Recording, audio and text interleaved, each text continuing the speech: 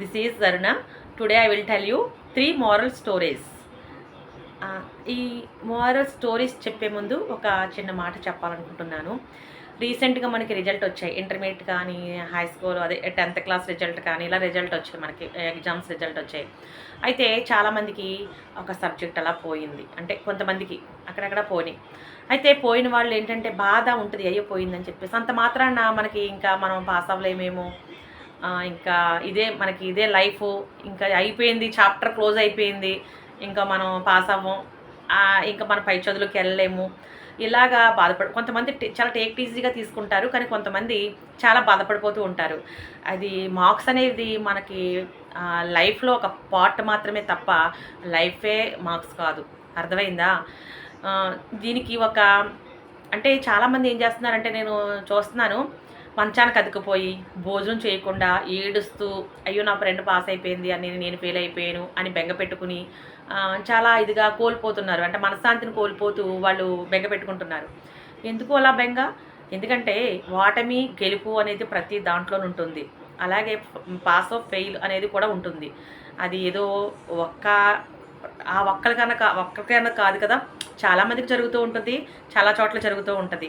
అంత మాత్రం నా బెంగ పెట్టేసుకుని నాకు లైఫ్ అంతా అయిపోయింది, ఇదే నా లైఫ్ అని చెప్పేసి బెంగ పెట్టుకోవడం అనేది అవివేకం. కాబట్టి ఇప్పుడు నేను చెప్పేది ఏంటంటే, ప్రతి ఒక్కరు కూడా మనం ఇప్పుడు బెంగ పెట్టుకుని ఏడవడం కాదు, కానీ ఫస్ట్ నుంచి కూడా మనం డిసిప్లిన్గా ఉంటూ మనం కష్టపడి చదువుకున్నట్లయితే కనుక ఎవరు కూడా ఏ సబ్జెక్టు కూడా ఫెయిల్ అవ్వకుండా పాస్ అవుతూ వస్తారు.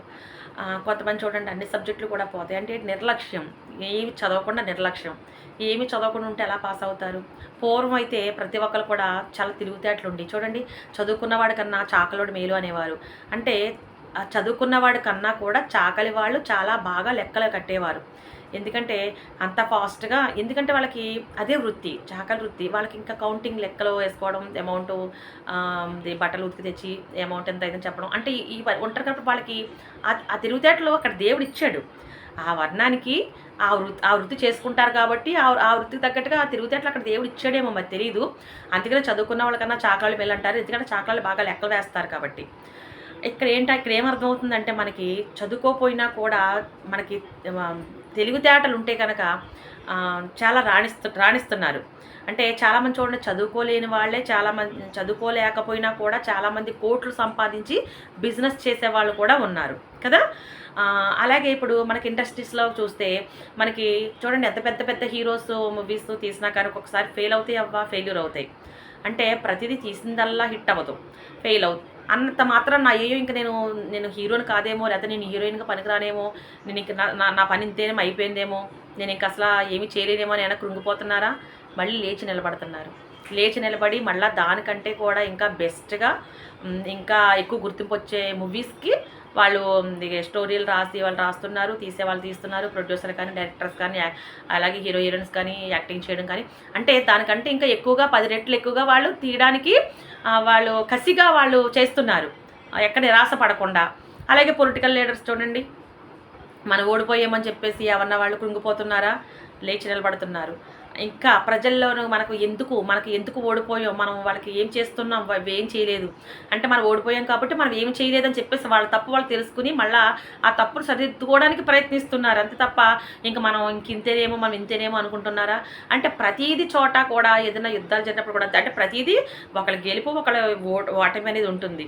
అంటే ఏదైనా కానీ మనం చాలా ఆత్మవిశ్వాసంతో ఉండాలి. దానికి రిలేటెడ్గా ఉన్న నేను మోరల్ స్టోరీ చెప్తాను ఇప్పుడు.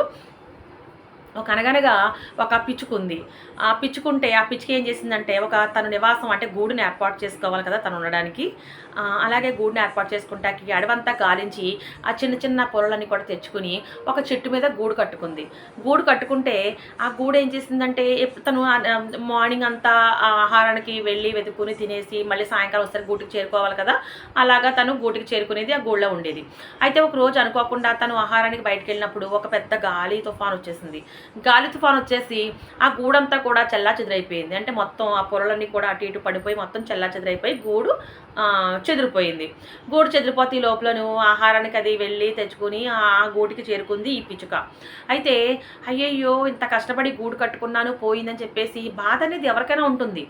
ఫెయిల్ అయినా ఉంటుంది, ఒక పిక్చర్ ఫెయిల్యూర్ అయినా బాధ ఉంటుంది, ఎగ్జామ్స్లో పిల్లలకి ఏదన్నా సబ్జెక్ట్ పోతే బాధ ఉంటుంది.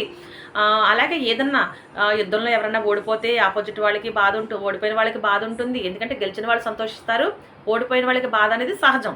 కానీ అంతే తప్ప జస్ట్ బాధపడటం సహజం కానీ అలాగా లైఫ్ లాంగ్ కృంగిపోవడం, నా లైఫ్ ఇంతేనేమో అనుకోకూడదు.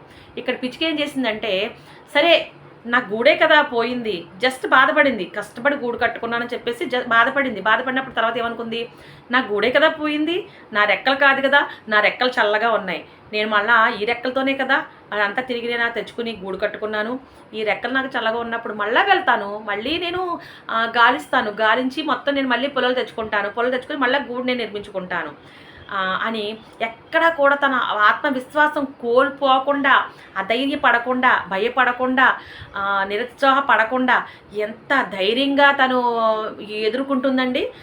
ఒక పిచ్చుకనే కాదు, ఎవరైనా సరే పక్షులు గూళ్ళు కట్టుకోవాలంటే మనం చెట్లు నరికేస్తూ ఉంటారు, అడవిలో చెట్లు నరికేస్తూ ఉంటారు, లేకపోతే ఇంటి దగ్గర చెట్లు నరికేస్తూ ఉంటారు, రోడ్ సైడ్ చెట్లు నరికేస్తూ ఉంటారు. ఇలా చెట్ల మీద గూళ్ళు పెట్టుకుంటానే ఉంటాయి, మనం నరికేస్తూనే ఉంటాము. అండ్ నరకాలని కాదు సుమా, అంటే ఏదో సందర్భం మీద అవి అడ్డొచ్చో లేకపోతే సంథింగ్, లేకపోతే గాలివాన వచ్చి పడిపోతూ ఉంటాయి. ఇలాగ తన గూడులు ఎప్పుడు కూడా చల్లచ్చత్ర అయిపోతానే ఉంటాయి ఎన్నోసార్లు. అయినా పక్షులు ఏం చేస్తాయంటే మళ్ళీ గూడును నిర్మించుకోవడానికి ఎంతో ప్రయత్నం చేసి మొత్తం తంటాలు పడి మళ్ళీ నిర్మించుకుంటూ ఉంటాయి. అంటే ఒక పక్షులే వాళ్ళకి అంత ఆత్మవిశ్వాసం ఉన్నప్పుడు మన మనుషులు మనకెంత ఆత్మవిశ్వాసం ఉండాలి, అదొక్కటి గుర్తుపెట్టుకోండి. అంతే తప్ప మనకి జీవితంలో మనకి మనం ఫెయిల్ అయ్యేమో కోల్పోయామో ఇంకా మనం దేనికి పనికిరామేమో అనుకోకలేదు. ఈరోజు వికలాంగులు కూడా ఎంతో ప్రపంచాన్ని జయిస్తున్నారు చాలామంది. అంటే మనకి ఆ శరీర ఆకృతి అవయవాలు సరిగా లేని వాళ్ళు, అంటే చెయ్యి లేని వాళ్ళు కానీ, కళ్ళు లేని వాళ్ళు కానీ, కాళ్ళు లేని వాళ్ళు కానీ ఎంతో ఎంతో కృషి చేసి పట్టుదలతో ఎన్నో సాధిస్తున్నారు. వరల్డ్ వైజ్గా మనం చూస్తున్నాం. మరి మనకి అలాంటిది దేవుడు మనకి అన్ని అవయవాలు, కన్ను, ముక్కు, చెవులు, కాలు, చెయ్యి అన్నీ కూడా కరెక్ట్గా ఇచ్చినప్పుడు మనం ఎంత నిలబడాలి, ఎంత ఆత్మవిశ్వాసంతో నిలబడాలి కదా. ఇక్కడ మీరు మస్ట్ నాట్ లూజ్ కాన్ఫిడెంట్. ఎప్పుడు కూడా మనకి ఈ ఆత్మవిశ్వాసం అనేది కోల్పోకూడదు. ప్రతి ఒక్కరు కూడా ధైర్యంగా ఉండండి. మనకి ఏదైనా సరే ఓడిపోయినా ఫెయిల్ అయినా కూడా మనకి ఇంకా కసి పెరగాలి. ఈసారి మనం ఇంకా 4 ఇంతలు ఎక్కువ తెచ్చుకోవాలి, ఇంకా బాగా చదవాలి అని చెప్పేసి మనకి కసి పెరిగి వాళ్ళు ఎందుకు పాస్ అయ్యారు, మనం ఎందుకు ఫెయిల్ అయ్యాము, మనలో లోపమేంటి, మనం చదవలేదా అని చెప్పేసి మనం ఆ రకంగా చదువుకుని మళ్ళీ పాస్ అవ్వడానికి రెడీగా ఉండాలి తప్ప మనం కృంగిపోకూడదు. అక్కడే మోరల్ ఏమర్థమవుతుంది మనకి, ఇక్కడ ఆత్మవిశ్వాసంతో ఉంటే ఏదైనా కానీ జయించవచ్చు అని అర్థమవుతుంది. Next second moral story. ఒక కోతి అలాగే ఒక కోడి ఒక పిల్లి ఉన్నారు. అయితే పిల్లి కోడిని చాలా బెస్ట్ ఫ్రెండ్స్ అన్నమాట. ఒకరోజు ఏమవుతుందంటే వీళ్ళిద్దరికీ ఒక రోటీ దొరికితే వాళ్ళు ఏం చేస్తారంటే ఆ కోతిబావని రమ్మందాము, కోతిబావ మనకి వాటాలు వేస్తాడు బాగా అని చెప్పేసి కోతిబావ రావా మాకు వాటాలు ఏవా అని చెప్పేసి ఈ పిల్లి కోడి కూడా పిలుస్తారు. పిలిచిన తర్వాత ఆ కోతి ఏం చేసిందంటే అబ్బా బాగానే పిలిచారు నన్ను, మంచి ఆకలితో ఉన్నానని చెప్పేసి వాళ్ళకి వాటాలు వేసినట్టుగా నటిస్తూ ఉంటుంది. ఒక త్రాస్ తెచ్చిన తర్వాత ఈ రోటీని ఆఫ్ చేసి రెండిట్లోనే వేస్తూ కావాలని ఒకటి కొంచెం పెద్దది కొరికింది, ఒకటి చిన్న చేసింది. ఆ పెద్దది ఉన్నదంటే బరువుగా కిందకి ఎక్కువగా బరువు తూగుతుంది. అయ్యో ఇది బరువు ఎక్కువైంది, అది తేలికైందని చెప్పేసి ఈ బరువున్న దాంట్లో మొక్క తీసి మళ్ళీ కొరుక్కుంటుంది. అప్పుడు మళ్ళీ ఇది బరువు అవుతుంది, మళ్ళీ దాంట్లో కొరుక్కుంటుంది, మళ్ళీ తీసుకుంటుంది, ఇది బరువు అయిందని ఇది కొరుక్కుంటుంది. అలాగలా మొత్తం మీద ఆ రోటీ అంతా కూడా తినేసింది కోతి. తినేస్తే అప్పుడు వీళ్ళు ఏడుస్తారు కూర్చుని. ఏడిస్తే ప్రయోజనం ఏముంది? ఇక్కడ మోరల్ ఏమర్థమవుతుందంటే ఏదైనా మనకి ఒక సమస్య అంటే ఒక ప్రాబ్లం మనకి లేకపోతే ఒక ఇష్యూ వచ్చినప్పుడు ఆ ప్రాబ్లం మనం సాల్వ్ చేసుకోవాలి, మనంతటా మనమే సాల్వ్ చేసుకోవాలి. మన ఇద్దరి మధ్యలోనే ఉంటుంది. ఇంకా మూడో వ్యక్తిని మనం ఎంటర్ చేయకూడదు. మన ఇద్దరము కలిపి ఈ ప్రాబ్లమ్స్ మనమే సాల్వ్ చేసుకుంటే కనుక ఈ రోటీ ఒక చిన్న మొక్క పెద్ద మొక్క మన నోట్లోకి వెళ్ళను. కానీ ఇది ఏం చేస్తాం, మనం మూడో వ్యక్తిని ఎంటర్ చేసిన తర్వాత ఏమైంది, మొత్తానికి మనకి ఏమీ లేకుండా పోయింది, చేసింది.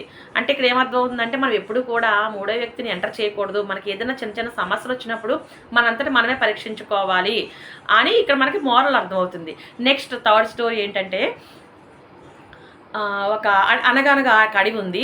ఆ అడవికి రోజును ఒక పేదవాడు అంటే తన వంట చేసుకుంటాకే కట్టెలు అవసరం. అంటే ఇప్పుడంటే మనకి గ్యాస్ స్టవ్లు, ఎలక్ట్రికల్ స్టవ్లు, ఇవన్నీ మనకి చాలా రకాల స్టవ్లు వచ్చేసినాయి. అయితే అప్పట్లో ఏముండి అంటే పొయ్యి వెలిగిస్తేనే వాళ్ళకి వంట చేసుకోగలుగుతారు అప్పట్లో పూర్వం కాలంలో కదా. మరి పొయ్యి వెలిగించాలంటే కట్టెలు కొట్టుకుని రావాలి. అలాగే ఒక పేదవాడు నిరుపేద వ్యక్తి ఏం చేస్తాడంటే డైలీ కట్టెలు కొట్టుకుంటాకి అడవికి వెళ్తూ ఉంటాడు. వెళ్ళి తనకు కావాల్సిన చెట్లు కొట్టుకుని వచ్చి పుల్లలు తలమే పెట్టుకుని ఇంటికి వెళ్తూ ఉంటాడు. అదే రకంగా డైలీ తను అలా చేస్తూ ఉంటాడు. అదే రకంగా ఒకరోజు వెళ్తాడు. నది ఒడ్డున ఒక చెట్టు ఉంటే ఆ చెట్టును కొడుతూ ఉంటాడు.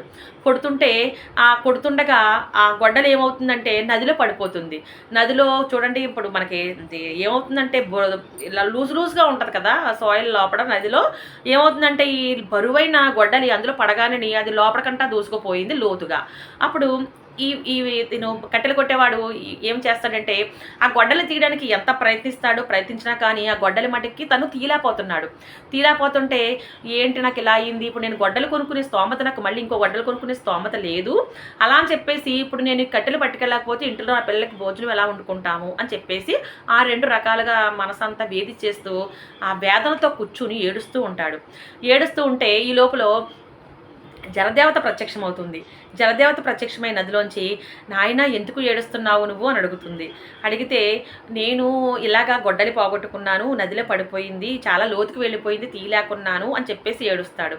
ఏడిస్తే ఏడక నాయన నేను నీ గొడ్డలి నేను నీకు ఇస్తాను అని చెప్పేసి ఆ జలదేవత ఏం చేస్తుందంటే పడిపోయిన గొడ్డల్ని కాకుండా ఒక బంగారు గొడ్డల్ని ఈ నదిలోంచి తీసి ఇంకో నాయన నీ గొడ్డలు కనిపించింది అని చెప్పేసి ఇవ్వబోతుంటే అక్కడ పేదవాడు ఏం చేస్తాడంటే ఇది నా గొడ్డలి కాదు అని చెప్తాడు. మళ్ళీ ఏం చేస్తుందంటే అది పక్కన పెట్టి మళ్ళీ వెండి గొడ్డలు తీస్తుంది. మళ్ళీ వెండి గొడ్డలు తీసి ఇదిగో నాయన నీ గొడ్డలు దొరికింది అంటే ఇది కూడా నా గొడ్డలి కాదు అంటాడు.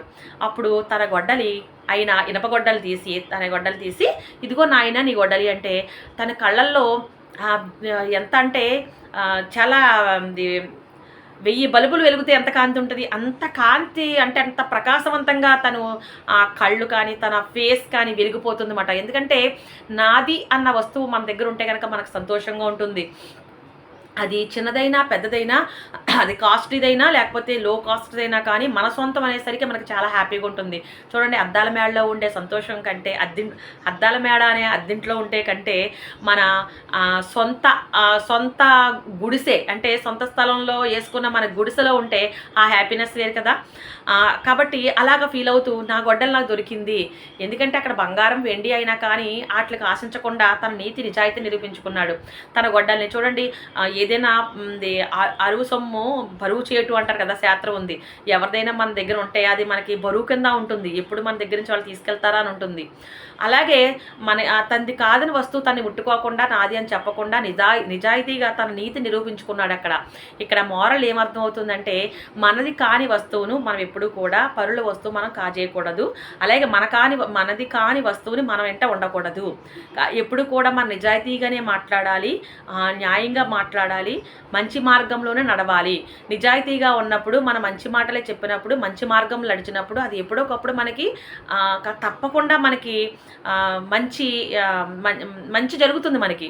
అంటే ఇప్పుడు తను ఏం చేసిందంటే జలదేవత ఏం చేసిందంటే తిను నిజాయితీగా తను ఇనపగొడ్డలనే తంది అన్నాడు, బంగారం కాదన్నాడు, వెండి కాదన్నాడు అని చెప్పేసి ఈ జలదేవత తన నిజాయితీని మెచ్చుకొని ఈ బంగారు గొడ్డలి తర్వాత వెండి గొడ్డలి కూడా తన చేతికి ఇచ్చేసింది తీసుకోమనేసి. ఆ జలదేవత అంటే ఏంటి, తన నిజాయితీయే తనని కాపాడింది, తన మంచితనంలోనే తను కాపాడింది, తన మంచి మార్గంలో నడవబట్టే తనకి ఎంత మంచి చేసింది దేవత కదా. అలాగే మనం కూడా మొన్న ఎప్పుడో ఒక వీడియోలో చెప్పాను కదా, మన పిల్లలకు కూడా ఎప్పుడు కూడా చిన్నప్పటి నుంచి నీతి నిజాయితీగా నడవడం నేర్పించాలి, మంచి మార్గంలో ఉండేటట్లు నేర్పించాలి, ఇతరులకు హెల్ప్ చేసే విధంగా మనం పెంచాలి పిల్లల్ని, ఇలా మనం చెప్పుకున్నాం కదా.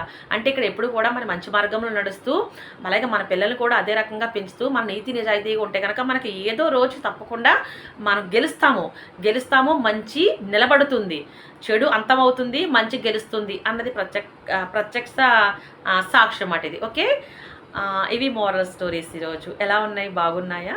థ్యాంక్ యూ, ఉంటాను.